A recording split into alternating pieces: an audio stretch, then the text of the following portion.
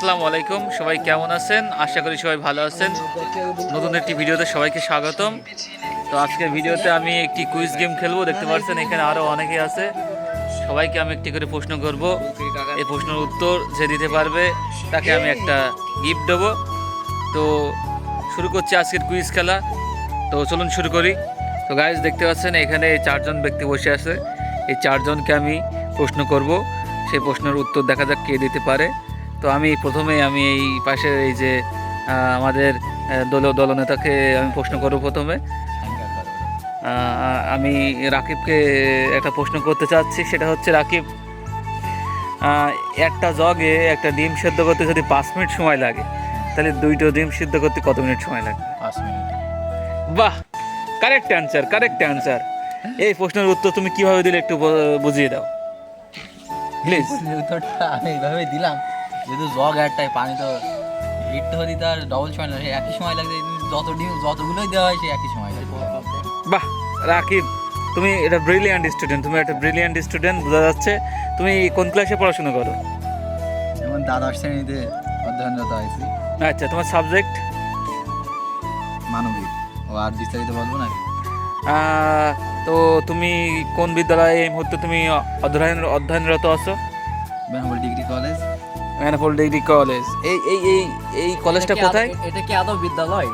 ও sorry, extremely sorry. এটা হলো উচ্চ বিদ্যালয়। আচ্ছা, তুমি হচ্ছে তোমার এই কলেজটা কোথায় রয়েছে, মানে অবস্থান কোথায় এটা? নারায়ণপুর, বেনাপোল নারায়ণপুর। ওকে, নারায়ণপুর। তো এখানে এই মুহূর্তে দেখতে পাচ্ছেন আমার সামনে আছে জাহিদ। সে একজন অত্যন্ত মেধাবী ছাত্র। তো তাকে আমি কিছু প্রশ্ন করব, কিছু না, আমি একটি প্রশ্নই করব। তা প্রশ্ন এই মুহূর্তে আমি খুঁজে পাচ্ছি না। প্রশ্নটা রেডি করে নিই আগে। জাহিদ, সবাইকে একটু হ্যালো বলো। জি হ্যালো, শুনতে পাচ্ছেন আমাকে সবাই? আশা করি হ্যাঁ, সবাই শুনতে পাচ্ছেন। জাহিদ, তুমি পড়াশোনা কোথায় করো আর তোমার বাসা কোথায়, বিস্তারিত একটা তোমার সম্পর্কে কিছু একটা বলো। যশোর বেনাপোল থানার অন্তর্গত দৌলতপুরে আমার বাসা। আমি শাসক উপজেলা কলেজে অধ্যয়নরত আছি। ও আচ্ছা, তুমি কোন সাবজেক্ট নিয়ে পড়াশোনা করছো? মানবিক। হিউম্যানিটিস, তাই তো? জি। আচ্ছা, তোমাদের হিউম্যানিটিসে একটা বিষয় ভালোভাবে বোঝানো হয়, সেটা হলো ওই যে একটা দেশে সরকারের মেরুদণ্ড হচ্ছে একটি রাজনৈতিক দল। তো তোমাকে আমি বর্তমান হচ্ছে এই যে ইউএসএ নির্বাচন হচ্ছে, নিশ্চয়ই তুমি জানো। জি জি জি। এখানে কমলা হ্যারিস ও ডোনাল্ড ট্রাম্প প্রতিদ্বন্দ্বিতা করছে। জি। তো তাদের ভোটের রেজাল্ট কিছুক্ষণের মধ্যেই হয়তো প্রকাশ হয়ে যাবে। তো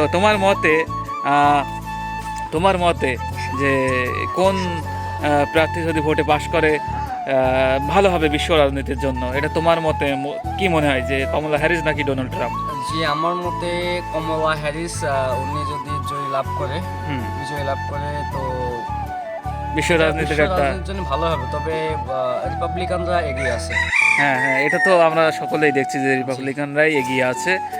তোমার কি মনে হয় যে এই আমেরিকার এই নির্বাচনে যে দলই জয়ী হোক না কেন, এর একটা প্রভাব আমাদের বাংলাদেশে পড়তে পারে? তোমার কি মনে হয় যে এটা কখনো সম্ভব না? কারণ একটা দেশের দেশ কোন দিকে যাবে সেটা সে দেশের জনগণই নির্ধারণ করতে পারে। একটা দেশের প্রধান হাতিয়ার হচ্ছে তার জনশক্তি।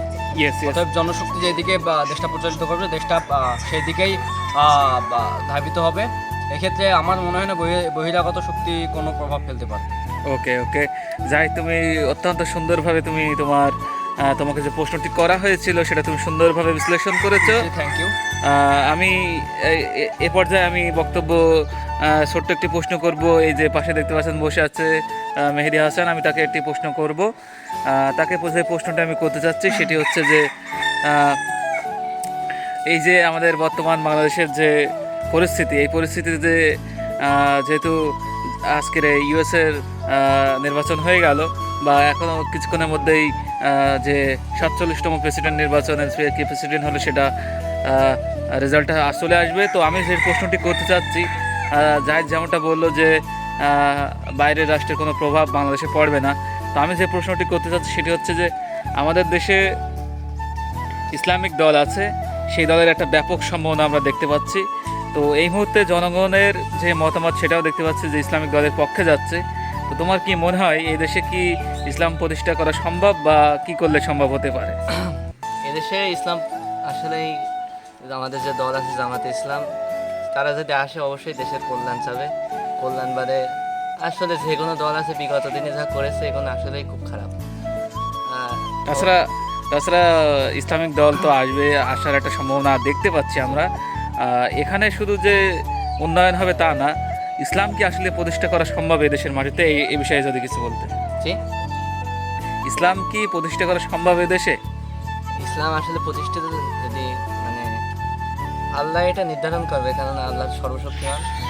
দেশে ইসলাম যদি প্রতিষ্ঠিত করতে হয় তাহলে অবশ্যই বিশ্বে যে এখন নির্বাচন চলছে আমেরিকায়, এর দিকে তাকাতে হবে। কেননা আমেরিকা চাইবে না যে কখনো চাইবে না যে একটি দেশে ইসলাম প্রতিষ্ঠিত হোক। কেননা তারা, আপনারা জানেন যে গাজায় কিন্তু খুব নির্যাতন হয় মানে ইসলামিক হ্যাঁ, ইসলাম ধর্মের মানুষের উপর। যাই হোক, তোমাকে ধন্যবাদ সুন্দরভাবে বোঝানোর জন্য। তো গাইস, আপনারা জানলেন, দেখতে পাচ্ছেন এখানে ছোট্ট প্রশ্ন করা হলো, কিছু কিছু প্রশ্ন, এবং বর্তমান বাংলাদেশ ও বহির্বিশ্বের প্রেক্ষাপট নিয়ে আমরা কিছু কথাবার্তা বললাম। তো যেমনটা আপনারা শুনলেন। তো আজকের এই ভিডিওটি এ পর্যন্ত। কি আপনারা সবাই ভালো থাকবেন, সুস্থ থাকবেন, আমাদের ভিডিওতে বেশি বেশি লাইক করবেন, কমেন্ট করবেন এবং চ্যানেলটি সাবস্ক্রাইব করে রাখবেন। তো